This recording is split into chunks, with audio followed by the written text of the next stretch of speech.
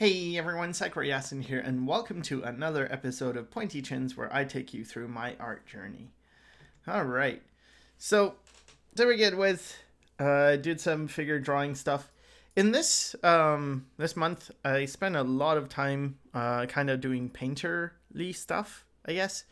So, also connecting with more realism, maybe not entirely realistic, but more of that. So I started with the sketch, applied some basic color, and then tried to work on top of it. And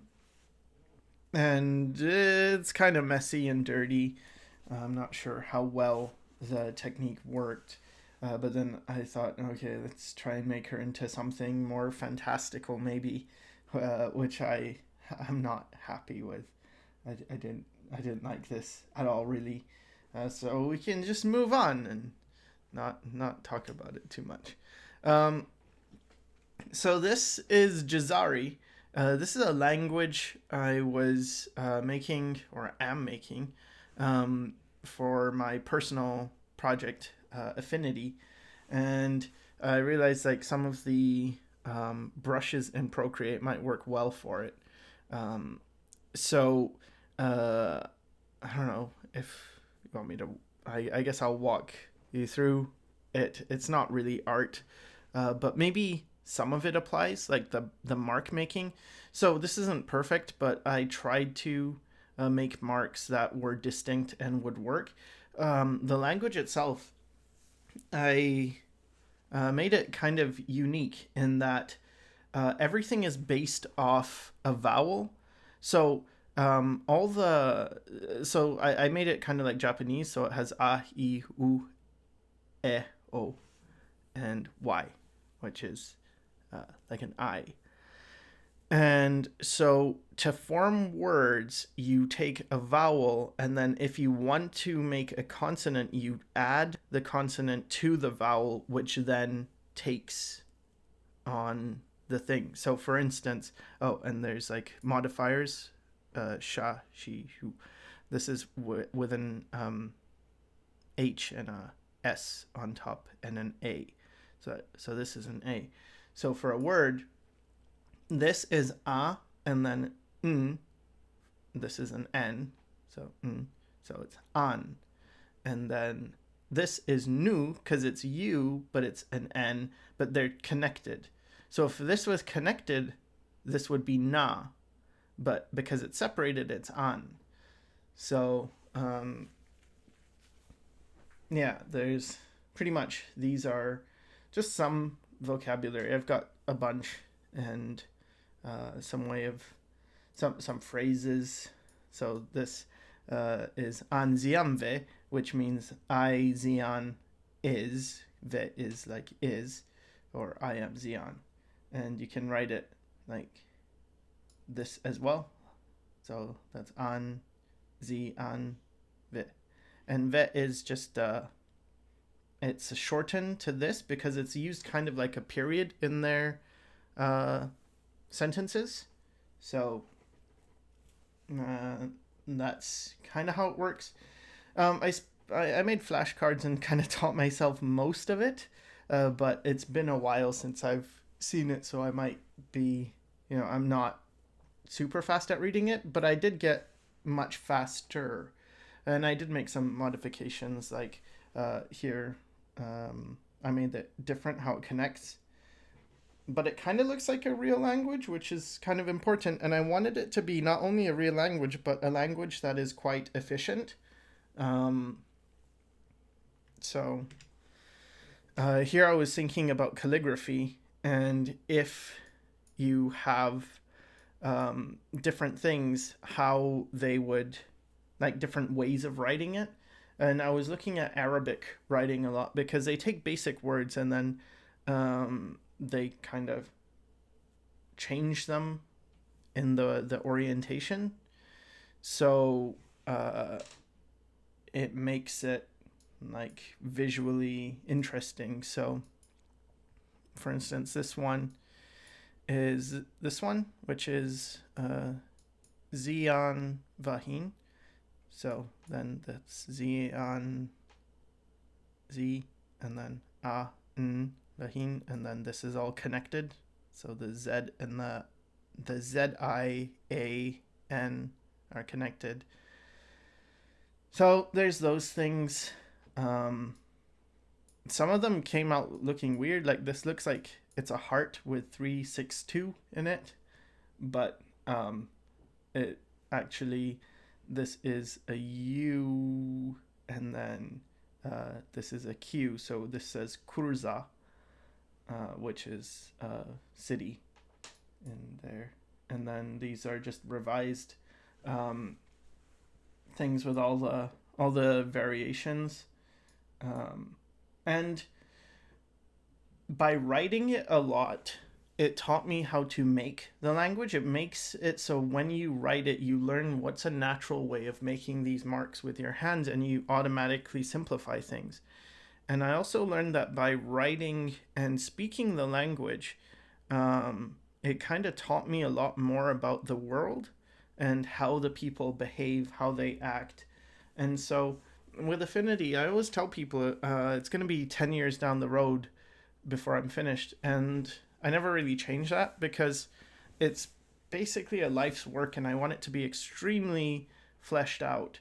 But I'm not concerned with necessarily making it for consumption. It's just something that's very interesting, and I really believe in it. And so for anyone who's seen parts of the story are like, wow, this is great.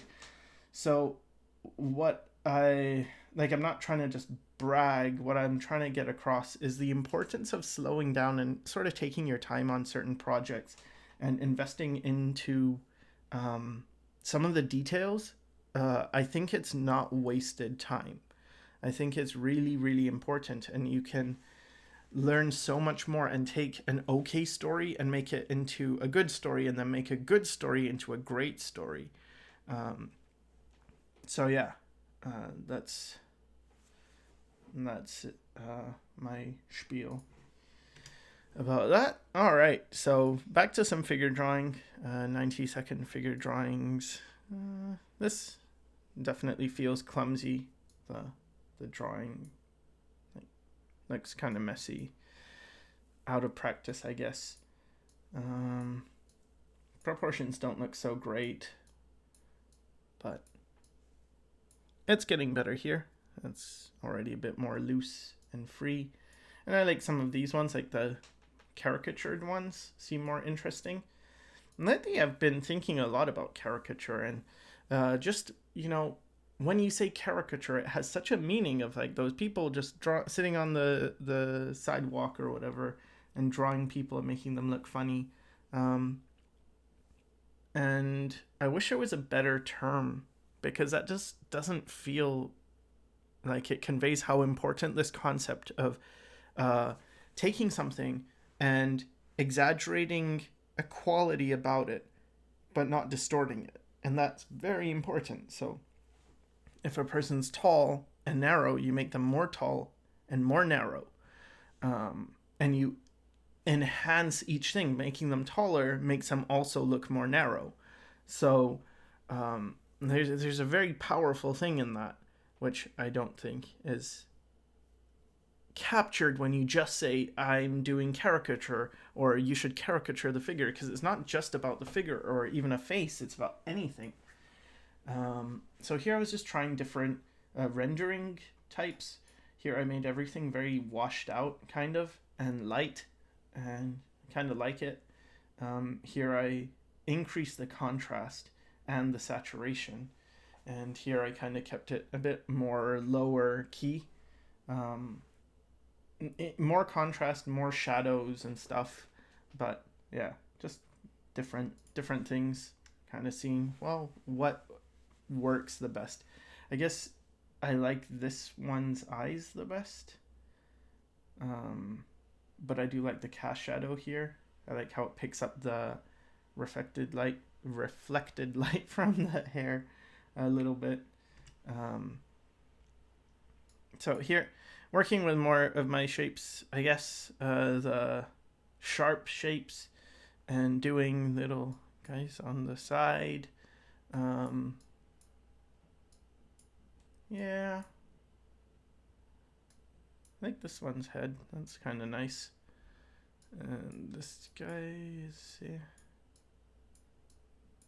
big guy. This guy with the ball, he's okay. Yeah, just playing around. This is nice. I like this character. So yeah, I mean, I guess it's okay. Just playing around. Here I was just drawing some characters as if they were part of something. They're not part of anything. It's just nonsense. And then I wanted to practice writing Jsre, so I just wrote stuff in Jsre. This says Boy Wanda. Boy Wonder. And this is Lady Arrow. She's Lady Arrow. I don't mind how they look. I've been thinking a lot about trying to get stuff that's fast and works for me because I think with styles, basically, if you stick with any style for long enough and refine it and just keep working on it, eventually, over the span of some years, you will make something that pretty much everyone will, not everyone, but it will look finished and professional. And I think one of the issues I have is I never stick with anything long enough to refine it to the point that it does get to that level where you can look at it and say, okay, this looks pro. Instead, it's always like it's going somewhere, but it's never there. And I tend to jump around way too much. So here, I still think I'm at this stage. I still think I'm kind of there at this jumping around stage. And even now, I'm not sure. Maybe I still am. I think I'm a bit closer, but I'm working more on projects. So it's hard to say because with projects, the thing is, it's not just all about you, it's about the project itself. For instance, with making a language, it's not something that I wanted to do necessarily, but it's something that felt like the project was saying, this is important, you should do this. So, anyway. Okay. So, this design, I kind of like it. But it's just kind of nonsense fantasy stuff.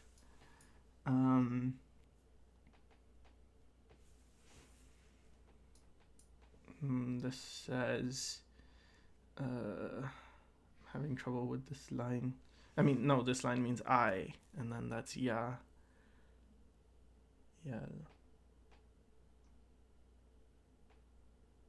Stick.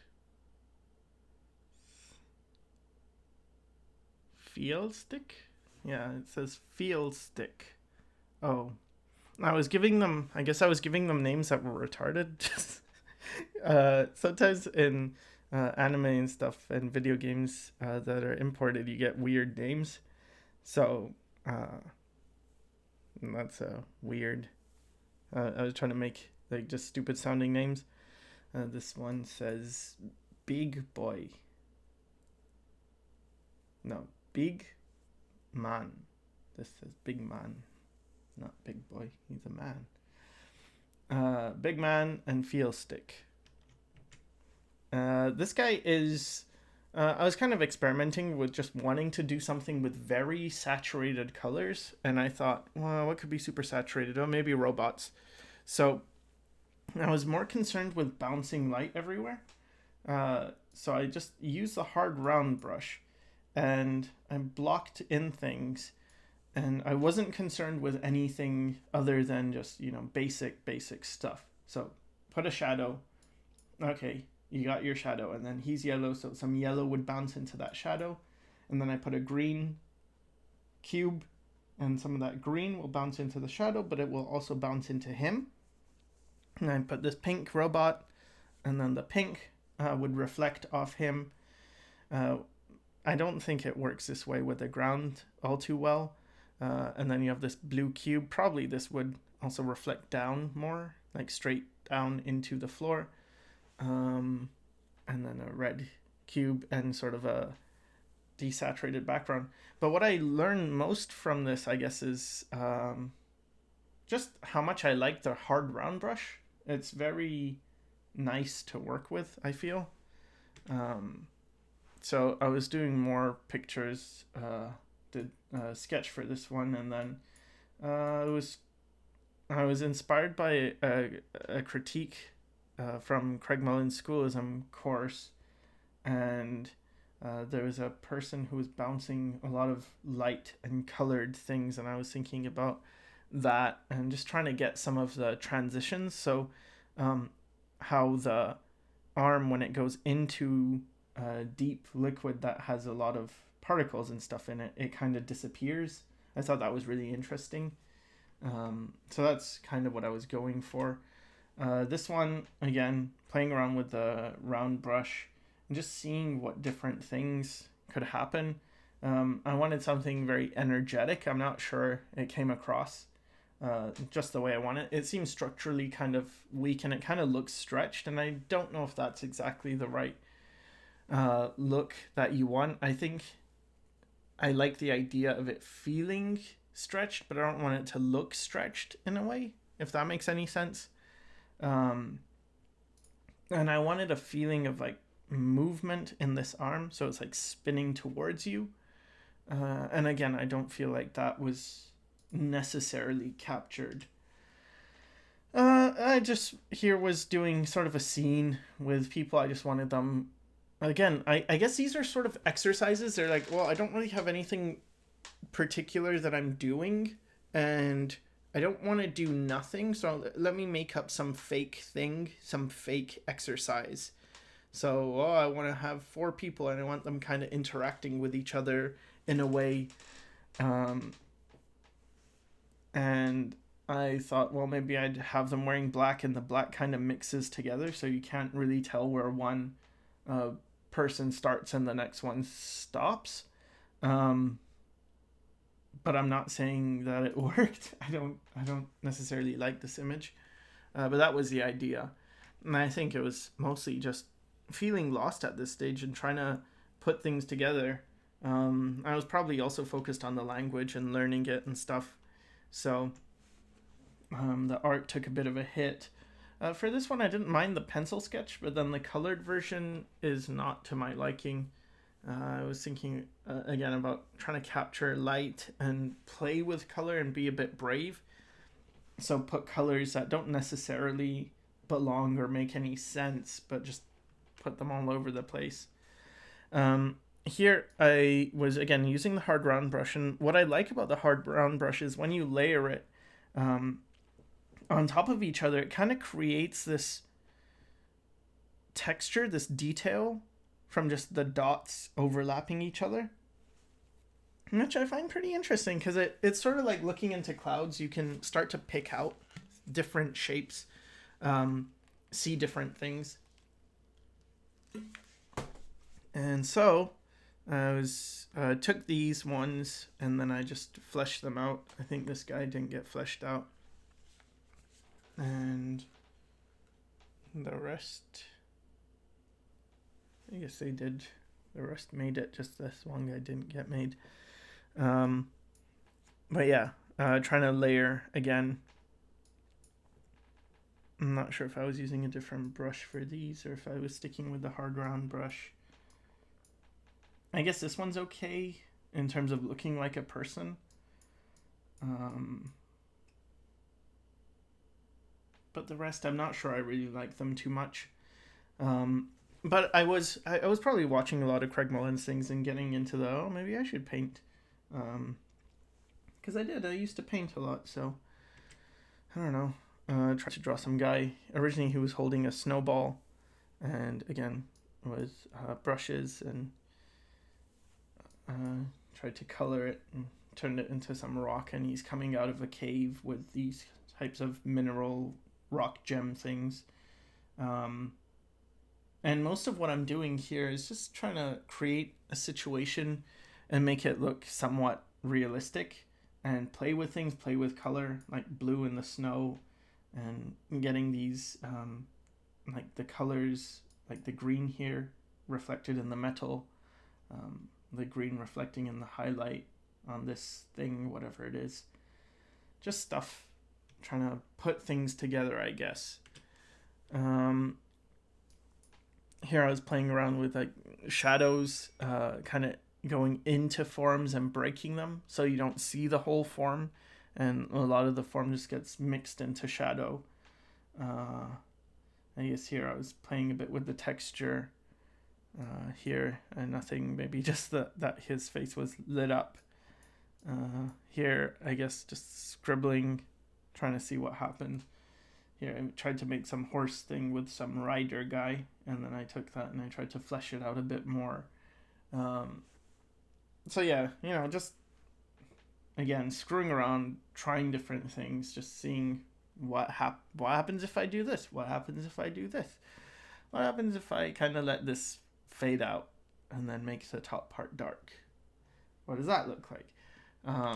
But quite aimless, even with this one. It's like, what happens if I use extremely garish colors and super high saturations? Although, I mean, there's only a few places with really saturated color. Like here, it's definitely saturated. Here, it's saturated. Some of these greens are sort of saturated, but it definitely gets across this feeling of tons of color. And here, I was just drew K with normal HB pencil in Procreate, and then this one was a hard round brush, trying to see what's a difference in approach. I did a little thumbnail sketch of some guy, and took it a bit further, and then stretched it a lot.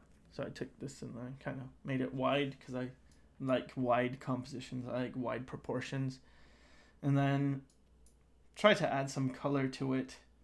I don't know, I don't think the color is necessarily great, but what I do is I kind of isolate this tone, and then I make that colored, and then I make highlights on top. So the highlights and the color, the highlights and the shadow have like different colors to them, and you work on one and then the other. And then I, for whatever reason, thought, okay, let's try drawing some mounts. And I started with this one, just some basic blobby shapes. And I was really trying to think more, but not use reference, but rather just use imagination and trying to think of the creatures as if they were real.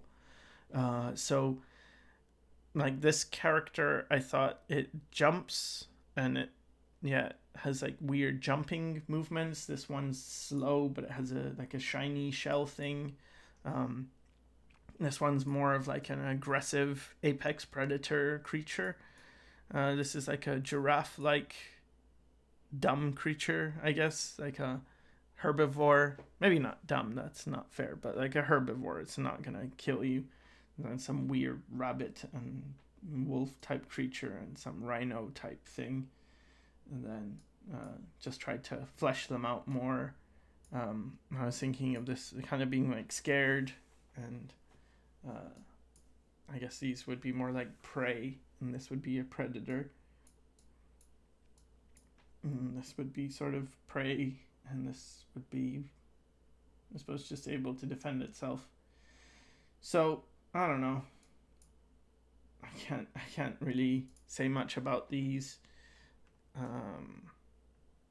I just tried to make them look sort of real, like they could exist, like some weird plausible thing, but I don't know if I pulled that off. Here I was playing around with colors.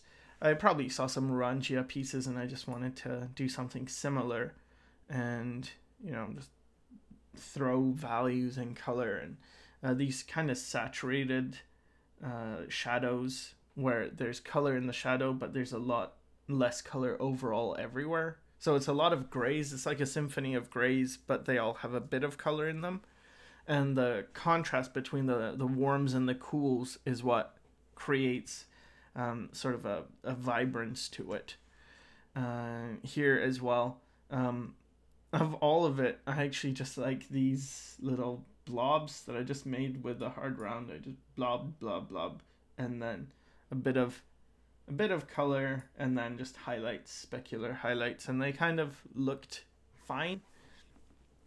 And this kind of like close value thing, it looks cool, and it's like I've seen a lot of professionals use this stuff, and it's like, oh, that's nice. Maybe I could try to get some of those effects, and then maybe some of them, but overall, I wouldn't say this is a successful piece or anything. It's just a thing.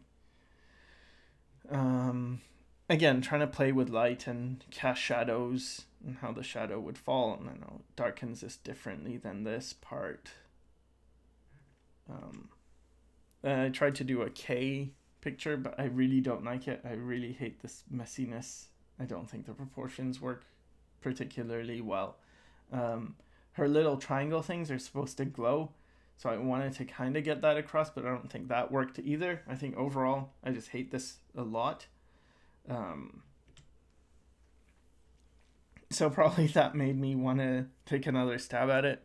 So I did some more K drawings, tried to figure out the hair. I realized I still don't really understand this character as I drew her. She has that outfit, but it's kind of hard to know where things go, how it works. So I thought, okay, let me try to figure out her hair. And I realized as I turned her head, I still couldn't understand it. It felt weird and off.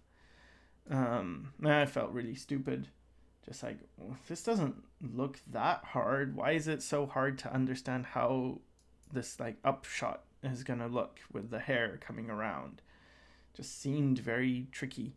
And then some blobby hard round brush characters.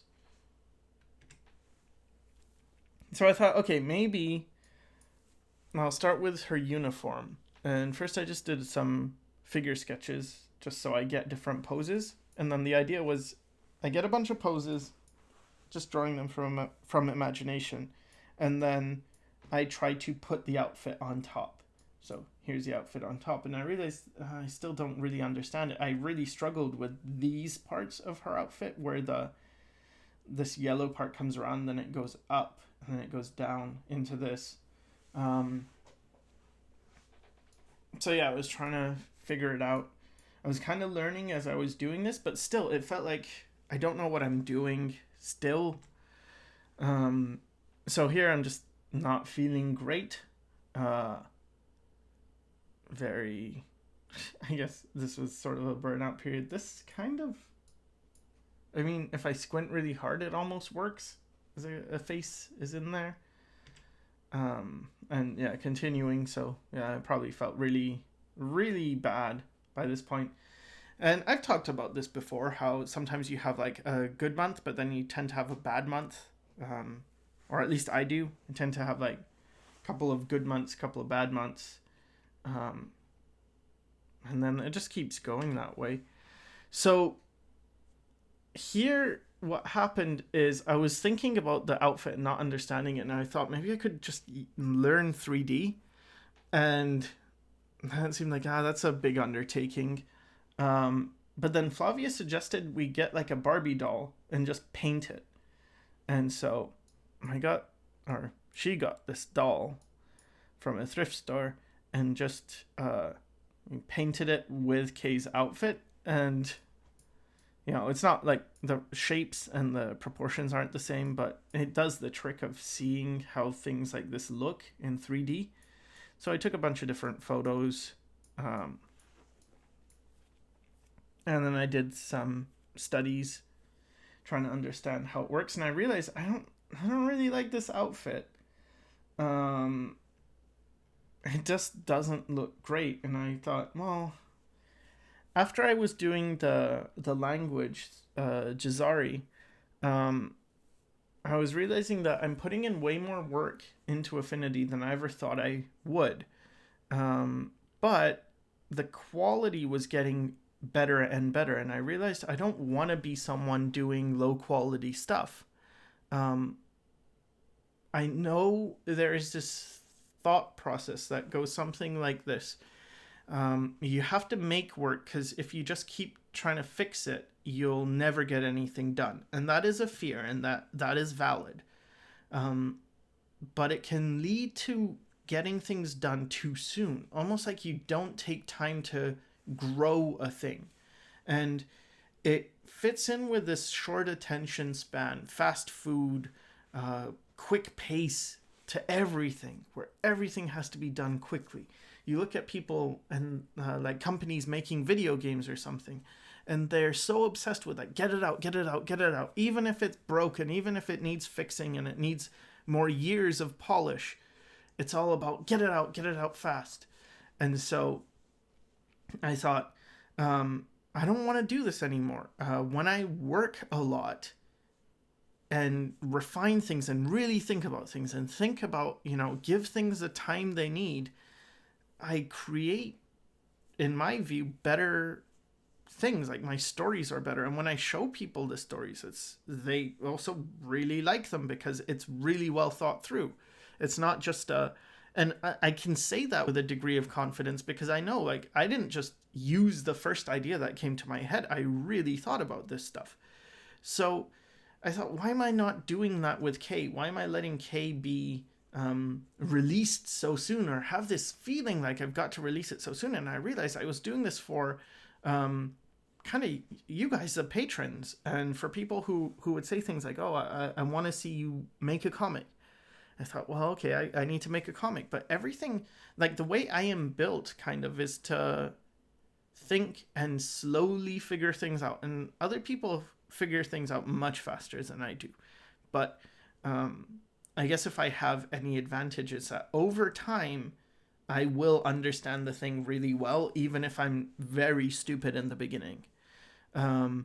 So even doing this with Kay's outfit seemed like kind of a waste of time. Like, why are you going to all this trouble just for this? But then it changed my thought process to, you know what? This is not about just making something fast. This is about making something with quality. And quality is different than just speed. It's not just looking at other people and seeing like, hey, everyone else is making a character. I want to make a character. Or everyone's making a comic. I want to make a comic. Let me make a comic. Well, what does a comic need? Oh, I need a hero. Okay, well, what could that be? I don't know. What are heroes looking like these days? I'll just make something similar. Not that case, necessarily similar, but anyway, that's sort of the thought process. And then a bunch of, faces, suffering. And then here I was just did some, I wanted to make something with like values and colors that are very close, very muted. And I ended up making like a very distorted face, and I don't like it. But if the drawing of the face was different and I just kept the colors, I don't actually hate the colors. I like some of these effects that happened. Okay, so I was working more on the outfit, and Flavia actually made this thing for the shoulder because I didn't understand how the shoulder worked, this shoulder pad thing, like what it looked like from different angles. So she actually made this out of, I don't know what it was, some kind of foamy type material, and that helped to understand. But she also let me know some major problems, that like Kay kind of doesn't look like a real character. Like, it's just kind of like the stuff is added on. And I realized the problem with Kay is that I was approaching it very much like, I have this character, Space Waitress Kay. Okay, I made the character because someone told me you should make a mascot, and mascots are cool and help people kind of associate your style with a character. It's kind of good for branding. And I thought about it, and it's like, yeah, that's true. Art Germ had Pepper. I think Paris Christo had Cherry, I believe her name was. I'm not sure. But anyway, so okay, you get a character that sort of represents your taste. Then I made a character, and then I was thinking, well, okay, let's add a bit of story. So now you're kind of mixing things. You're mixing story with just your visual taste. Then on top of that, I was thinking, well, people started saying, "What? When are you gonna make the comic of this?" And then it's like, okay, so I guess it's a comic. It's not just a character anymore. But you're taking a character that was built for a specific reason, which didn't really make sense, and then you're adding to it and kind of moving this. And I realized I'd been doing this the whole way through. So why do I have the shoulder pads? Well, because Kay has shoulder pads. Since when? Since the beginning. Or at least since I was developing her further. But does it make any real sense? Not really. So I thought, okay, let's go back to the drawing board. Let's go back to the beginning. If this was just a character in space, and I wanted to keep the hair because the hair felt like her and the face feels like her, and that was all fine. That felt like a character. Then I can, like, if I go right to the beginning, then I can create it properly, fitting into the world and kind of making the world make a whole lot more sense. So I did a bunch of designs and trying to think about them. And most of these, I actually don't mind them. So they all had different looks. I gave a bunch of different hairstyles as well, just so I could say, like, well, I like the outfit of H, but the hair of B or something like that. I don't know. Not that I do, because I hate B's hair.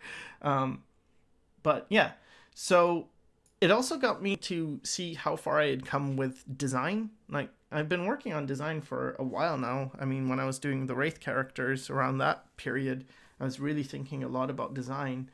So I feel like, yeah, I leveled up in that. So now I should apply that to characters. So here's just some different characters. This one's pretty much the one that's just the default one. And then trying different things, adding some fishnets, but the fishnets didn't quite feel right for the character. And then of all of them, like, I like some of them, but it's just like, well, you feel like a superhero, or you feel not quite sci-fi, but you don't feel like an actual character in a story. And I found, in terms of story characters, I gravitated most to these ones, these simple ones. N and O were the ones that, like, even though this one's super simple, it seemed to work. And I liked how everything went to black because it made you focus on the face. And this taught me a lot more about design things, in that you don't have to be flashy. You don't need everything everywhere. Sometimes the best characters, like this character, it's pretty cool. I like these pants. They're very interesting, but it makes you focus on these pants. And what's so necessary about focusing on, like, this part of the pant when you should be focused on the character, their face, what they're trying to tell you? Whereas this one seems a lot nicer in that you're focused up here and you're not really paying attention down at the rest of them. So yeah, these two kind of work. They had that feeling of sci-fi. I like the turtleneck type thing. So yeah, these two. And then I decided to give them legs and kind of finish the design. So by adding more simplicity here, you focus more up. I kind of like the glove thing, but it just feels a bit too done in a certain way. But I do think it's better than what I was doing before. And here it's more like the typical outfit. I added like a black strand here. I thought this is more almost like an evening gown wear. And this one, these two are the ones I liked, the N and O type ones, but I refined them a bit more. I wasn't sure what type of glove to use. And then this one is kind of like this one, but incorporating a bit more of, bigger black areas. So I like the shoulder pad thing here, but overall I wasn't a fan of these, and I still gravitated towards these two. I really liked how this one just went all black and kind of felt like, okay, she's sort of serious, but then this one feels more waitressy. Not fully like a waitress, but I figured, okay, give her the apron and stuff, then maybe it would feel more like a waitress. And I kind of like the boots and how they're cut at this angle. So yeah, these felt a lot better to me. So that really, leads into the next episode where things get way more refined and way easier. Again, I have bad months and good months, and I think, actually the end of this month was pretty much a good month because it turned things around when I started thinking about quality and not just making a story because you need to make a story, or making a character because you need to make a character, but making a character that I could be proud of, one that has quality, one that is built with a good foundation. So yeah, I hope you tune in for that, and I hope this helped, and thanks for watching.